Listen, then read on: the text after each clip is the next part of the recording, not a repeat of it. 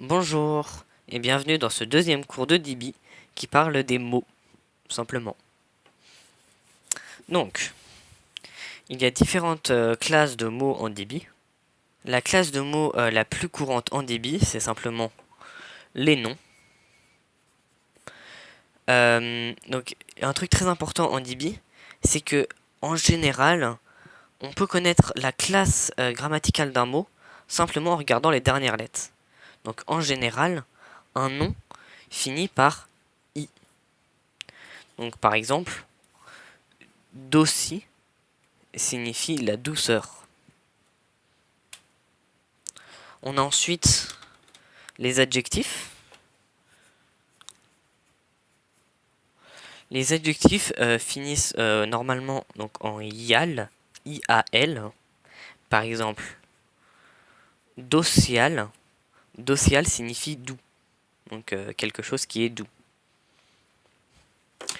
On a bien sûr les verbes, donc, qui sont un peu importants. Il y en a dans toutes les phrases. Les verbes, ils finissent donc par la lettre E. Par exemple, le mot doser signifie adoucir. Et ensuite, on a les adverbes.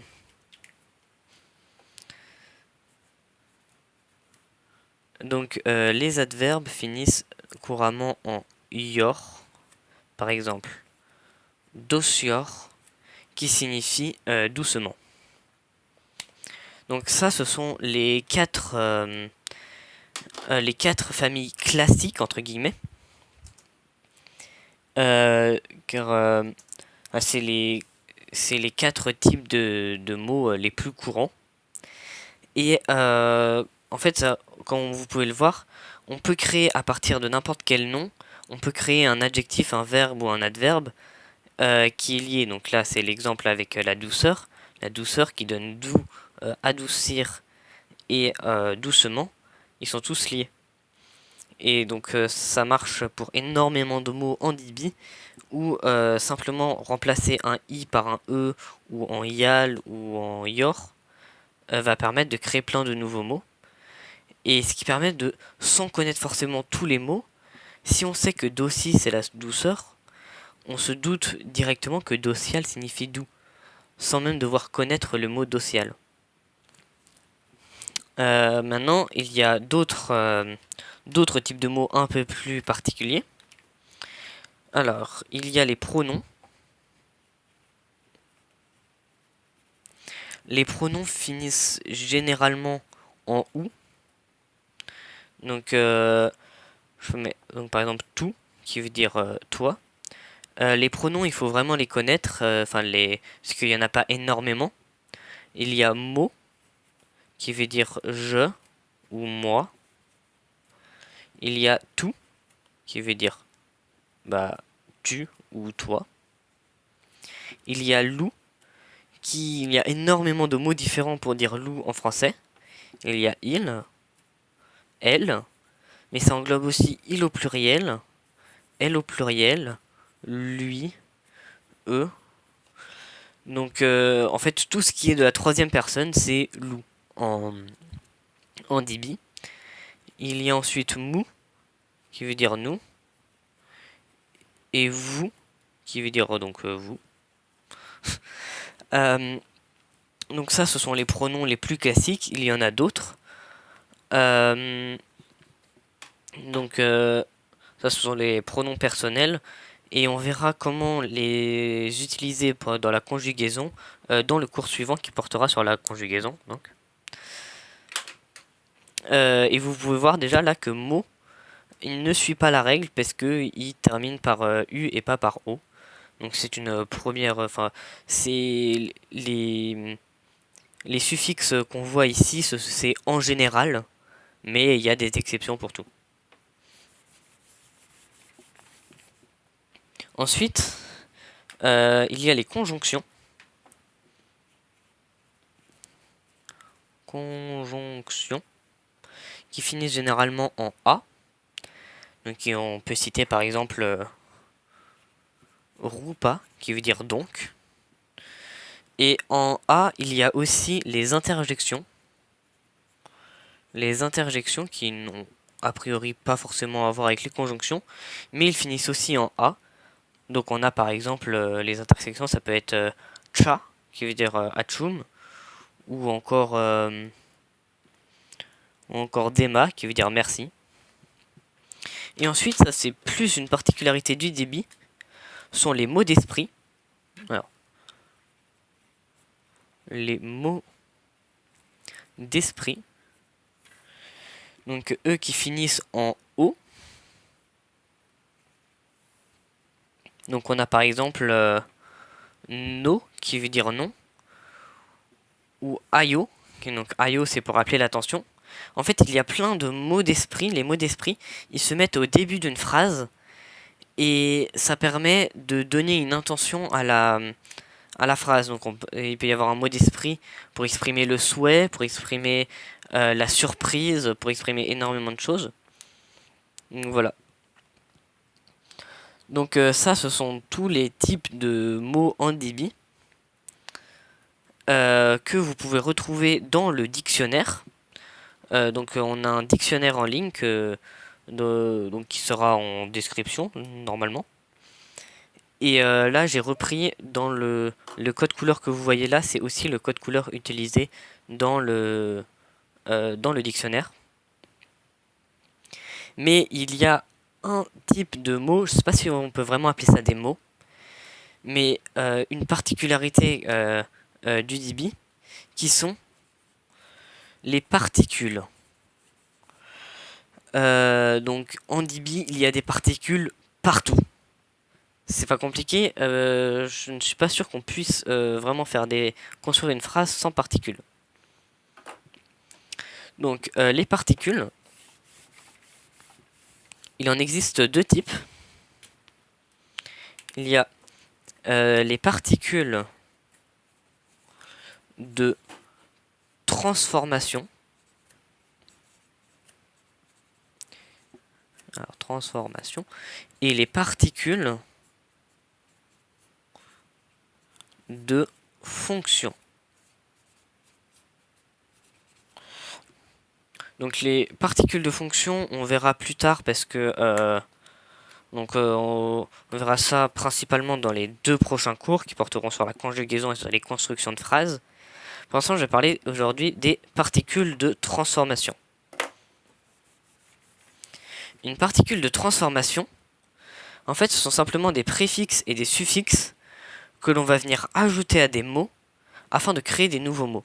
Donc, je vais prendre un exemple. La particule faux qui se place, donc on met un petit tiret comme ça veut dire que c'est un suffixe qui va se placer à la fin d'un autre nom pour former un nouveau nom. Et faux, c'est la particule de fonction ou de gentilé. Donc je vais prendre un exemple. Par exemple, la France, ça se dit Franchi. Franchi, c'est la France. Franchifo, c'est le français. Ceti, c'est la science. Cetifo, c'est le scientifique.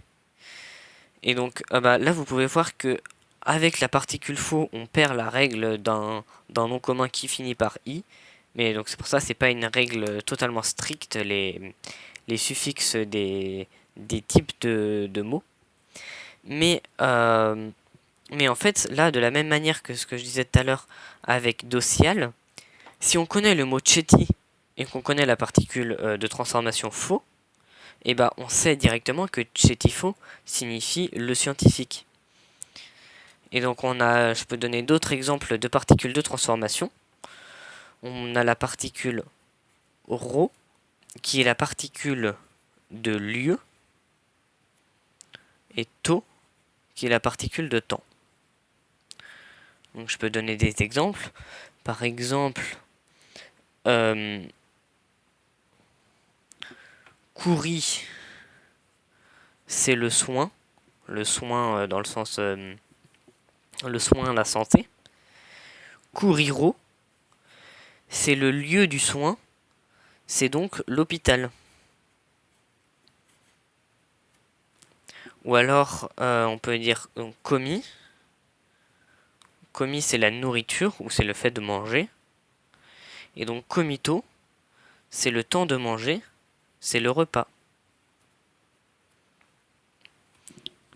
Il existe comme ça plein de particules de transformation. Mais ce ne sont pas toujours des suffixes, des fois ce sont des préfixes. On a par exemple deux particules qui se ressemblent un peu. La particule il, qui est la particule d'absence et de négation. Et la particule li, qui est la particule de contraire. Donc là, comme on met le tiret après, ça veut dire que c'est un suffixe. Donc il vient se mettre avant le mot qu'il complète.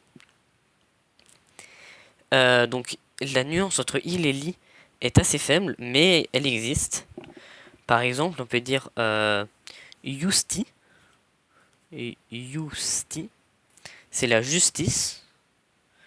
Et donc, il justi, c'est l'absence de justice. C'est donc l'injustice. De la même manière, seli, c'est la rapidité, le fait d'être rapide. Donc, li, c'est le contraire de la rapidité. C'est donc la lenteur. Ainsi, on peut créer énormément de mots en Dibi à partir des autres mots qui existent déjà à l'aide de ces particules de transformation. Dernière chose, les lettres doubles. Car en effet, j'ai dit dans le dernier cours qu'il était impossible en Dibi d'avoir une double lettre, d'avoir deux fois la même lettre à suivre. Par exemple, on veut le mot lumi, qui veut dire la lumière. Donc l'obscurité, c'est l'absence de lumière. Donc on aimerait accrocher la particule de transformation il au mot lumi. Sauf que si on fait ça, si on accroche la particule de transformation il au mot lumi, on va avoir deux L à suivre, ce qui est impossible en Dibi. Et donc, il y a une règle dans ce cas-là, dans le cas où, lors d'une création de mots à partir d'autres mots Dibi, on a une double lettre qui apparaît, on va mettre un apostrophe à la place de la deuxième lettre pour signifier que normalement il y a une seconde lettre, mais pour régler le problème. Donc je vais donner l'exemple. En fait, ici, l'obscurité se dit illumi avec un apostrophe. Illumi avec un apostrophe ici. Donc il ne change absolument rien à la prononciation. Donc c'est juste illumi, le mot ici. Mais cet apostrophe est là uniquement pour dire que techniquement derrière c'est une double lettre qui a été supprimée lors d'une création de mots.